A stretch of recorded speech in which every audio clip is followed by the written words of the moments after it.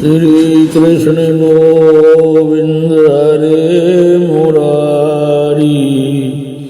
हे नाथ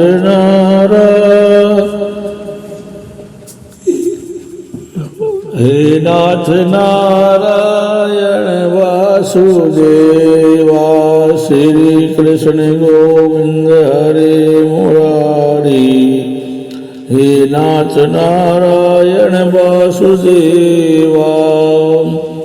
शांताकारं भुजगशयनं पद्मनाभं सुरेशं विश्वाधारं गगनसदृशं मेघवर्णं शुभांगं लक्ष्मीकान्तं कमलनयनं योगिभिर्ध्यानगम्यं वन्दे विष्णु भवभयहरं सर्वलोकैकनाथं। वन्दो गणपति सौग्रा महावीर बजरंग। विघ्न रहित पूर्ण करो रघुवर कथा प्रसंग। तत्रैव गंगा यमुना त्रिवेणी गोदावरी सिंधु सरस्वती च सर्वाणि तीर्थानि वसन्ति तत्र यत्राच्युतोद्धार कथा प्रसंगा। कृष्ण वासुदेव सुतं देवं कंसचारूढमर्दनं देवकी परमानन्दं कृष्णं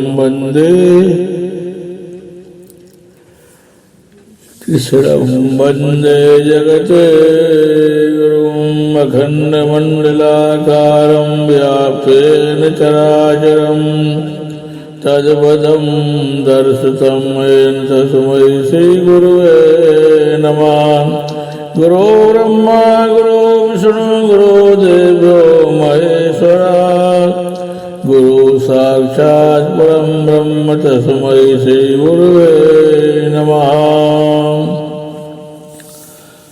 श्रीमद्भागवत रहस्य पुराण में 33 स्कंद में आगे का प्रसंग सुने। हरे राम राम राम हरे हरे। हरे कृष्ण कृष्ण कृष्ण हरे हरे। शंकराचार्य के जीवन का एक प्रसंग है। एक यवन उनसे मिला और बोला कि मैं भैरव यज्ञ करना चाहता हूँ। भैरव यज्ञ में पृथ्वी के चक्रवर्ती सम्राट के मस्तक की आहुति देनी पड़ती है। वह तो अप्राप्त है, अतः तुम ही अपना मस्तक मुझे दे दो। तुम्ही ने तो कहा है कि आत्मा देह से भिन्न है।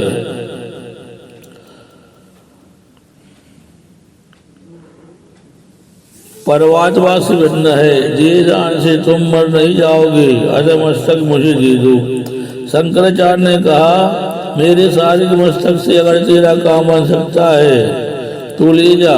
शंकराचार्य जी का देहाध्यास दूर हो चुका था, अतः वे मस्तक देने को तैयार हो गए। वे बोले कि जब शिष्य ना हो और मैं ध्यान मग्न हो तभी अगर मस्तक ले जाना। एक दिन मठ में जब अन्न कोई नहीं था तब वह यवन मस्तक लेने आया। भगवान शंकर के शिष्य पद्मपाद जो नरसिंह स्वामी के भक्त थे वो गंगा किनारे कई बार अपशकुन हुए, अतः वे दौड़ते हुए आश्रम में वापस आए। उन्होंने वहां देखा एक यवन तलवार से गुरु जी का मस्तक काटने की तैयारी कर रहा है। पद्मपाद ने क्रोध से सिंह बनकर उस यवन को चीर फाड़ कर मार डाला। श्री कृष्ण गोविंद हरे मुरारी। हे नाथ नारायण वासुदेवा। वह प्रसंग हमें बताता है कि उपासक में उपास की शक्ति आरोपित होती है। नरसिंह स्वामी का ध्यान करने से पद्मपाद को नरसिंह का आवेश उतर आया। सुखदेव जी वर्णन करते हैं मदिरा से मधांध बने व्यक्ति को देहभान नहीं रहता। उसी प्रकार ध्यान करता हुआ जो देहभान भूलता है वह भगवान के पीछे पड़ जाता है। प्रभु प्रेम में जो पागल हुआ है वह सुखी है और अन्य सब दुखी है। भगवान के बिना और कोई है ही नहीं। उस समय दृष्टा भी भगवत रूप हो जाता है और आप पर साक्षात्कार है। ऐसी तन्मयता होने पर भक्ति सुलभ होती है। कपिल उपदेश देते हैं, माता इन सबकी अपेक्षा श्री कृष्ण का ध्यान करते हुए जो व्यक्ति देहभान भूल जाता है वह सर्वश्रेष्ठ है। भगवत भक्त प्रारंभ कर्मों को भी मिथ्या कर सकते हैं, अतः वे श्रेष्ठ हैं। प्रेम में अन्योन होता है। तुम ठाकुर जी का स्मरण करोगे तो वे भी तुम्हें नहीं भूलेंगे। एक बार नारद जी वैकुंठ लोक में आए। लक्ष्मी जी तो वहाँ थी किंतु भगवान नजर न आए। इधर उधर ढूंढने पर उन्होंने देखा कि भगवान ध्यान लगाए हुए बैठे हैं। नारद जी ने उनसे पूछा, किसका ध्यान कर रहे हैं आप? भगवान ने कहा, मैं अपने भक्तों का ध्यान कर रहा हूँ। भगवान अपने प्रिय भक्तों का ध्यान करते हैं। श्रीमन नारायण नारायण नारायण श्रीमन श्रीमन नारायण नारायण नारायण श्रीमन गोविंद नारायण नारायण गोविंद नारायण नारायण नारायण गोविंद नारायण नारायण नारायण गोविंद। भगवान अपने प्रिय भक्तों का ध्यान करते हैं। नारद जी ने पूछा कि ये वैष्णव क्या आपसे भी श्रेष्ठ हैं जो आप उनका ध्यान करते हैं? भगवान ने कहा, हाँ वे मुझसे भी श्रेष्ठ हैं। तब नारद जी ने कहा कि सिद्ध करके दिखाइए अपनी बात। भगवान ने पूछा, जगत में सबसे बड़ा कौन है? नारद जी ने कहा, पृथ्वी। प्रभु ने कहा, पृथ्वी तो शेषनाग के सिर पर आधार पर रखी है, फिर वह कैसे शेष मानी जाए? नारद जी तो शेषनाग बड़े हैं, भगवान वह बड़ा कैसे हो गया? वह तो शंकर जी के हाथ का कंगन है। अतः शेष शिवजी महान है, उनसे बड़ा रावण है, क्योंकि उसने कैलाश पर्वत उठा लिया था। रावण भी कैसे बड़ा कहा जाए, क्योंकि वाली उसे अपने बगल में दबाए संजय करता था। वाली भी कैसे बड़ा माना जाए, क्योंकि उसको राम जी ने मारा था। नारद जी, तब तो आप ही श्रेष्ठ हैं, भगवान नहीं, मैं श्रेष्ठ नहीं हूँ। मेरी अपेक्षा मेरे भक्त श्रेष्ठ हैं, क्योंकि सारा विश्व मेरे हृदय में समाया हुआ है, किंतु मैं भक्तों के हृदय में समाया हुआ हूँ। मुझे अपने हृदय में रखकर ये भक्तजन सारा विवाह निभाते हैं। अतः ये ज्ञानी भक्त ही मुझसे और सभी से श्रेष्ठ है। भगवान के भक्त भगवान से भी आगे हैं, बढ़कर हैं।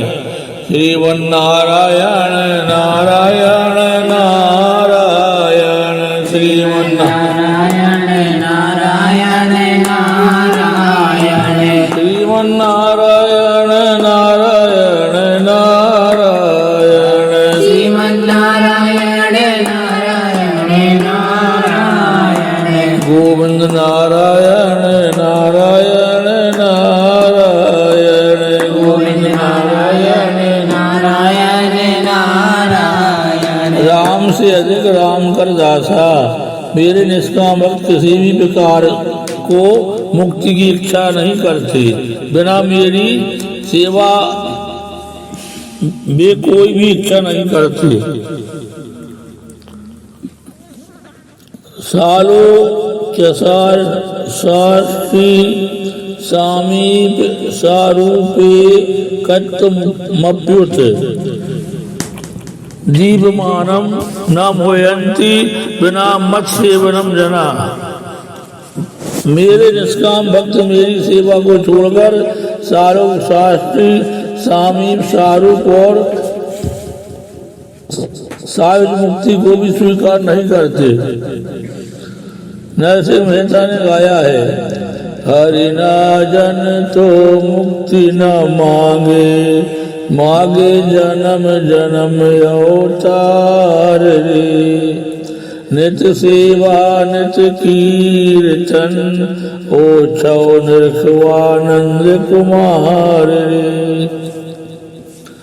धन्य वृंदावन धन्य लीला, धन्य ब्रज नाम वासी रे। अष्ट महासिद्धि आंगड़िए उभी, मुक्ति क्षेम निदासी रे।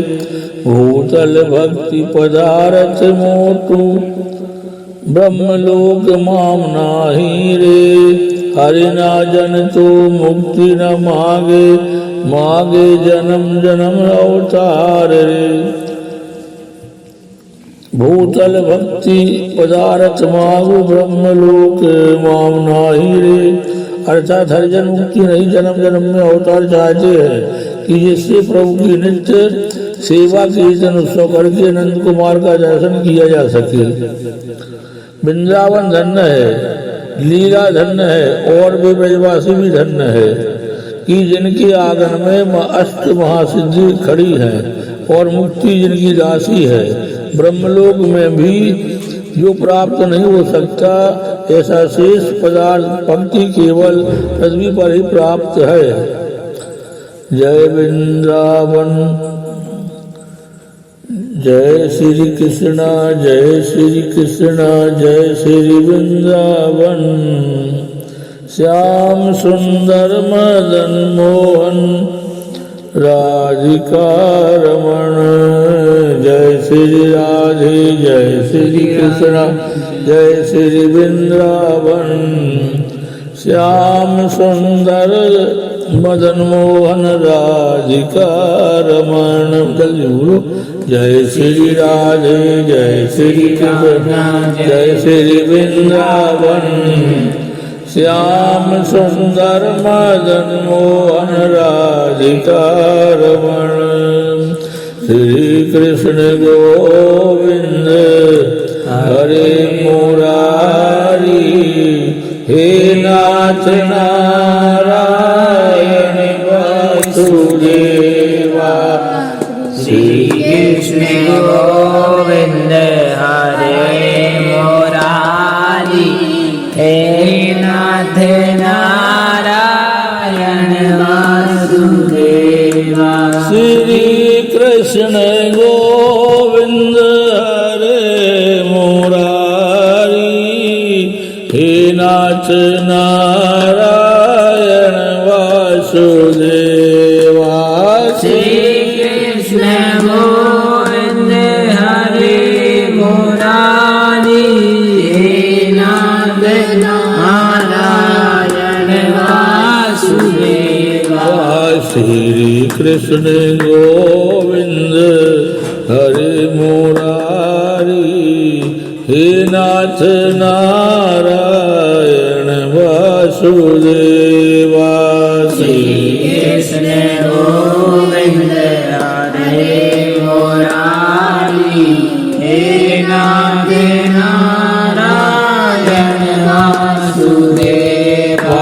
श्री कृष्ण गोविंद हरे मुरारी, हे नाथ नारायण वासुदेवा। श्री कृष्ण गोविंद हरे मुरारी, हे नाथ नारायण वासुदेवा। श्री कृष्ण गोविंद हरे मुरारी, हे नाथ नारायण वासुदेवा। श्री कृष्ण गोविंद हरे मुरारी, हे नाथ नारायण वासुदेवा। श्री कृष्ण गोविंद हरे मुरारी, हे नाथ नारायण वासुदेवा। श्री कृष्ण गोविंद हरे मुरारी, हे नाथ नारायण वासुदेवा। मेरे भक्तजन मेरे प्रेम रूपी आप प्राकृत स्वरूप को ही प्राप्त करते हैं, जबकि देह के में आसक्त पुरुष अधोगति पाते हैं। कबीर जी कहते हैं, माता और मैं क्या कहूँ, ईश्वर से विभक्त हुआ जीव कभी सुखी नहीं हो सकता है। वृद्धावस्था में शरीर जर्जर होता है, किंतु मन और बुद्धि जबान ही रह जाती है। यौवन में जिसका उपयोग किया था उन सुखों का बार बार चिंतन करता रहता है। भगवान का चिंतन न करने से न हो सके तो कोई हर्ज नहीं है, किंतु सांसारिक विषयों का चिंतन तो कभी मत करो। वृद्धावस्था में दुख सहना पड़ता है, सेवा कोई नहीं करता।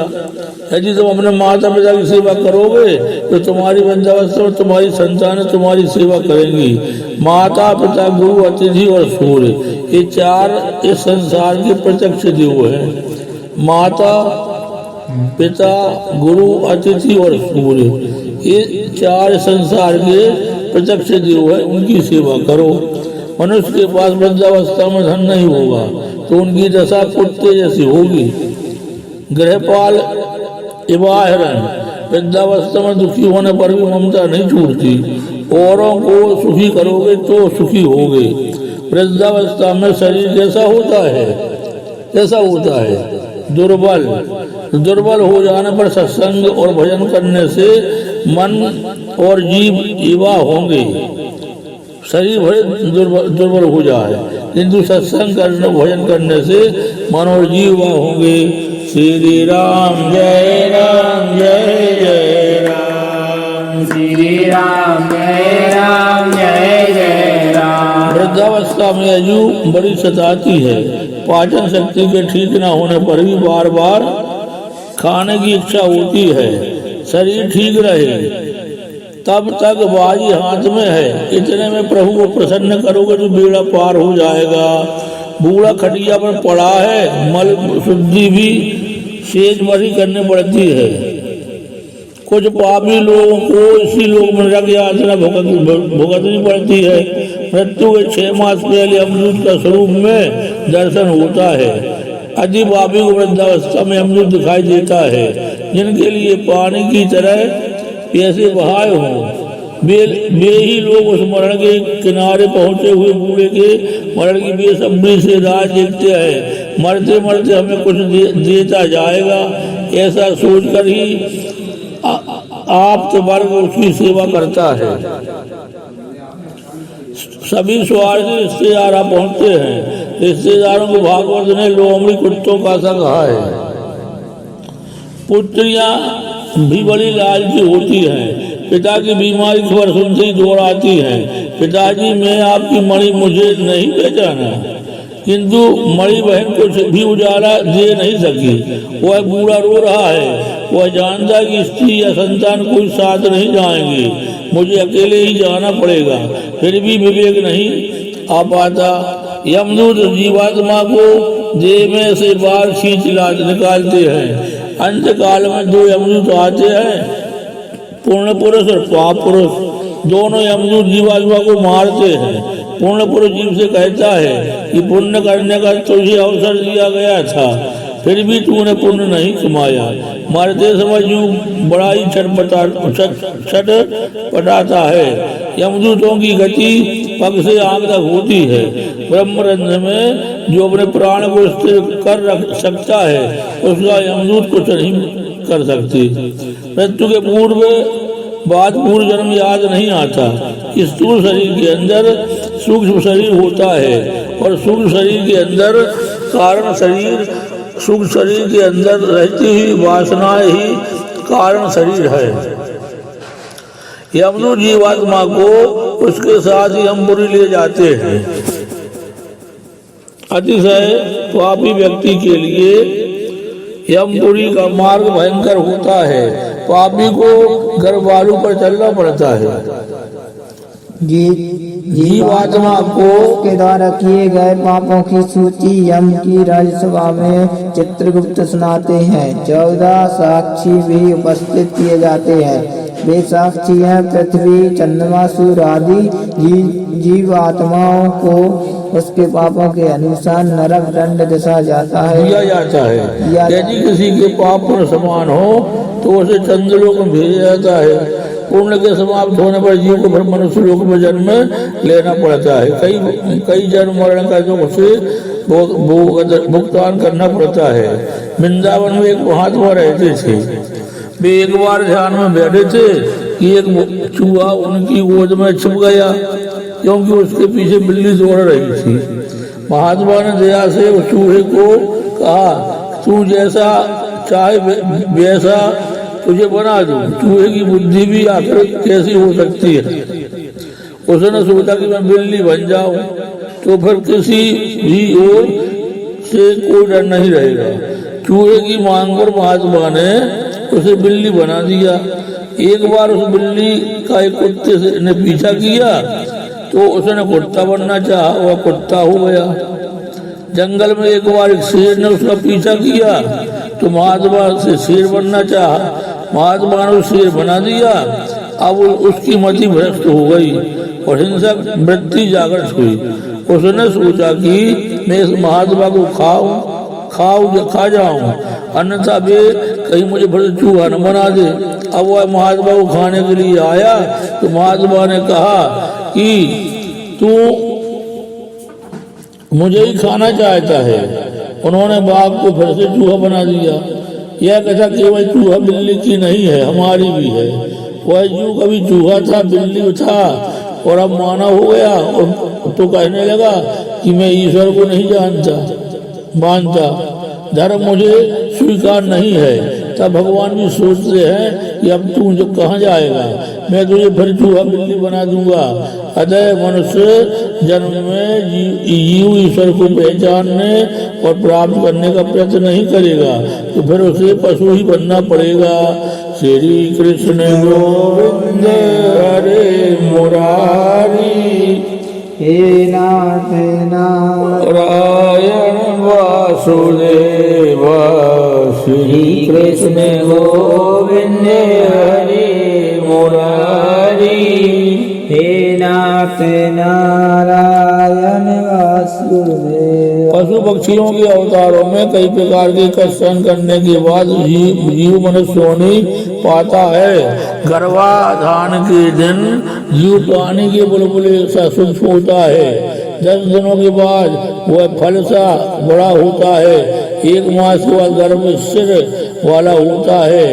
2 मास के बाद हाथ पाँव 3 महीनों के बाद बाल नाखून, 4 महीनों के बाद 7 धातु, 5 महीनों में भूख प्यास का ज्ञान, 6 महीने में माता के पेट में भ्रमण, ऐसा क्रम है।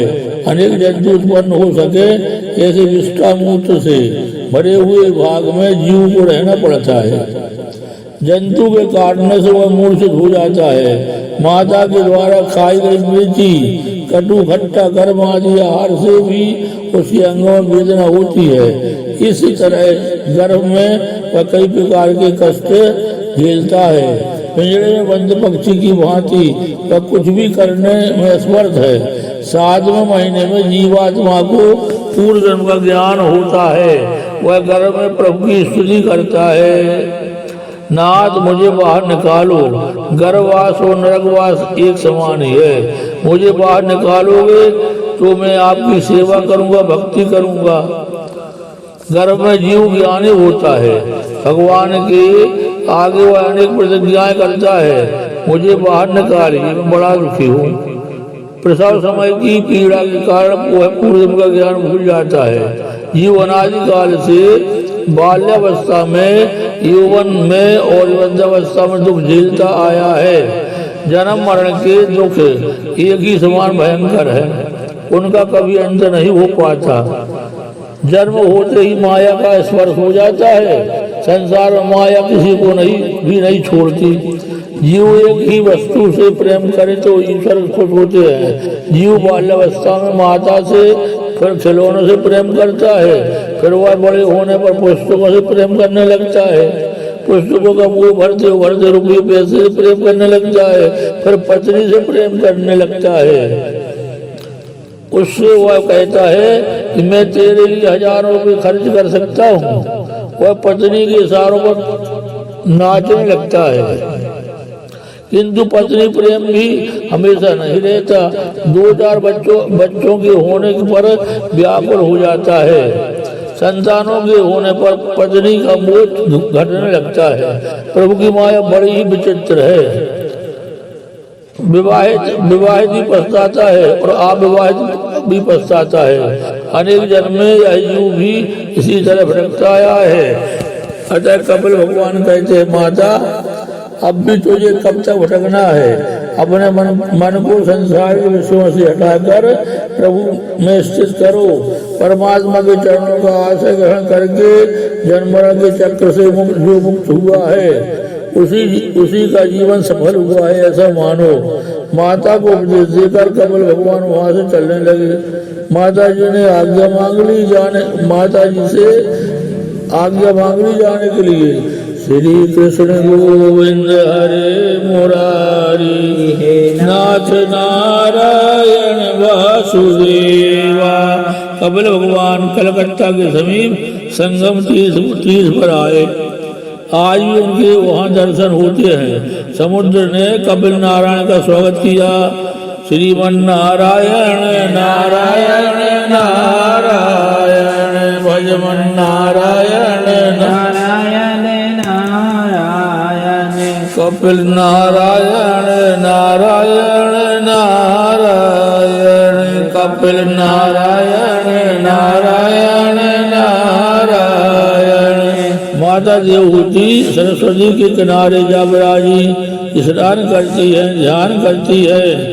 अतः मन की शुद्धि होती है। मन को नारायण का चिंतन करते करते मुक्ति मिल गई। उन्हें सिद्धि मिलने के कारण उस गांव का नाम सिद्धपुर पड़ा। देवहूति के उद्धार के कारण उसका दूसरा नाम मार्त गया भी पड़ गया। इस कपिल गीता को सुनने से श्रोता भक्तों के अनेक पाप नष्ट हो जाते हैं। अनेक प्रकार के कर्म, यज्ञ, ज्ञान, तप, वेदाध्ययन, वेद विचार, मन इंद्रियों का संयम, कर्म त्याग और अनेकों प्रकार का योगाभ्यास, भक्ति और प्रवृत्ति मार्ग और निवृत्ति मार्ग और सकाम और निष्काम धर्म, आत्म तत्व का ज्ञान तथा जड़ वैराग, इन सभी साधनों से सगुण निर्गुण रूप परमात्मा की प्राप्ति की जाती है। इन सभी मार्गों से प्राप्त करने का एक तत्व तो एक ही है, वो है परमात्मा। हरे राम राम राम हरे हरे, हरे कृष्ण कृष्ण कृष्ण हरे हरे, हरे राम राम राम हरे हरे, हरे कृष्ण कृष्ण कृष्ण हरे हरे, हरे राम राम राम हरे हरे, हरे कृष्ण कृष्ण कृष्ण हरे हरे, हरे राम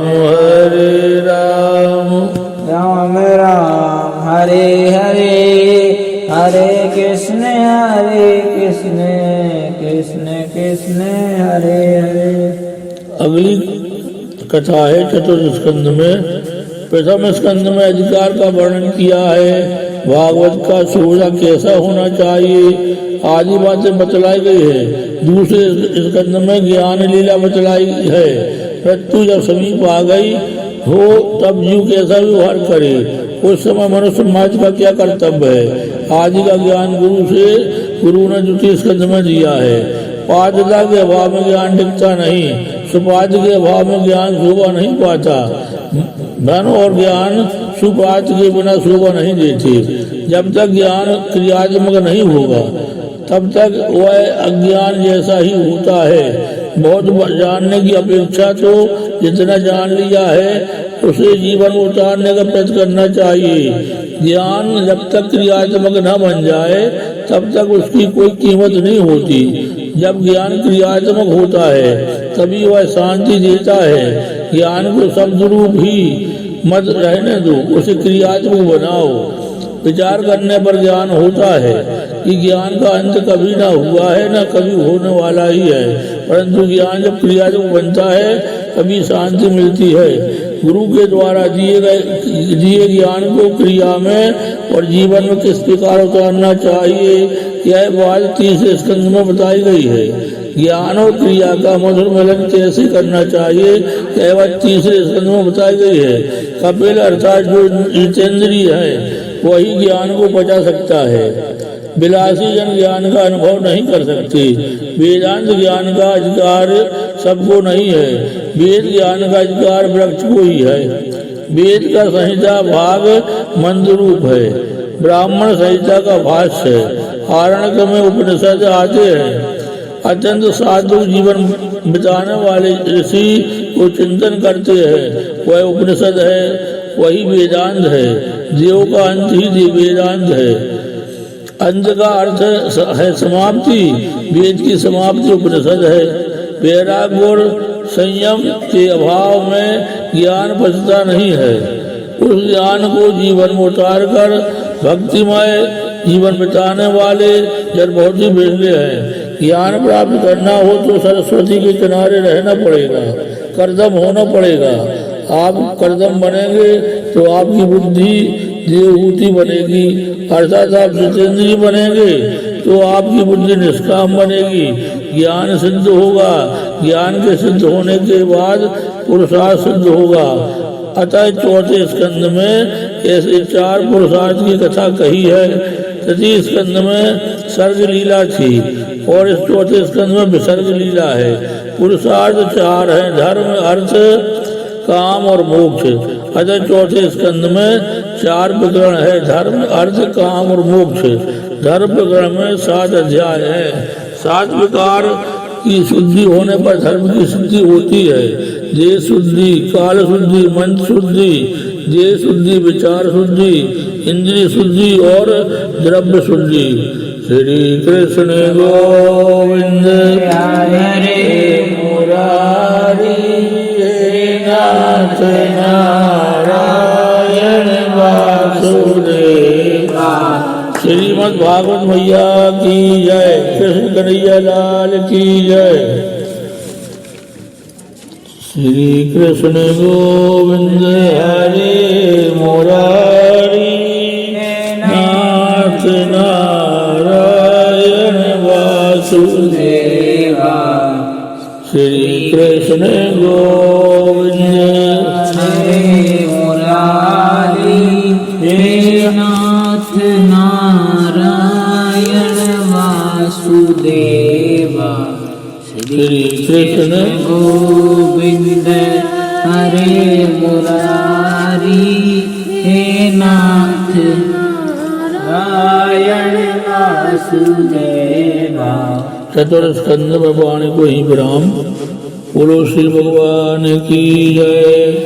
श्री भागवत भगवान की है आरती, पापियों को पाप से है तारती। श्री भागवत भगवान की है आरती, पापियों को पाप से है तारती। हे अमर ग्रंथे मुक्ति पंथे, पंचम भेद निराला, 9 ज्योति जलाने वाला।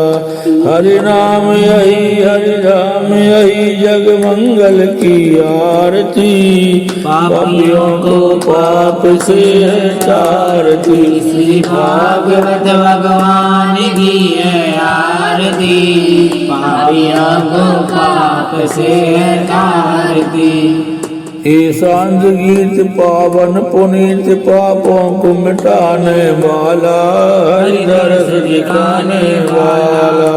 जय सुख करनी, जय सुख हरनी, श्री मधुसूदन की आरती। पापियों को पाप पाप से है तारती। श्री भागवत भगवान की है आरती, पापियों को पाप से है तारती। हरे राम राम राम हरे हरे, हरे कृष्ण कृष्ण कृष्ण हरे। हे मधुर बोल जग बंद खोल, सदमार्ग दिखाने वाला, बिगड़ी को बनाने वाला।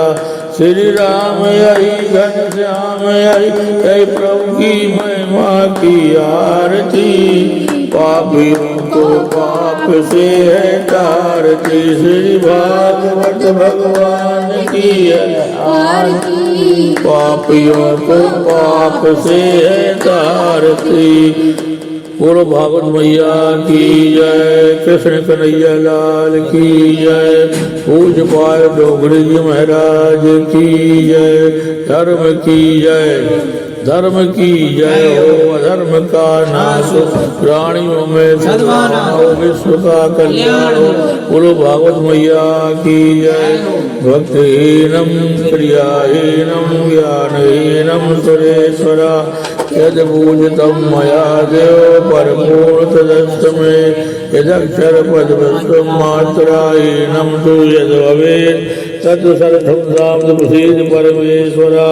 बोलो श्री भगवान की जय। ओम कृष्णार्पणमस्तु।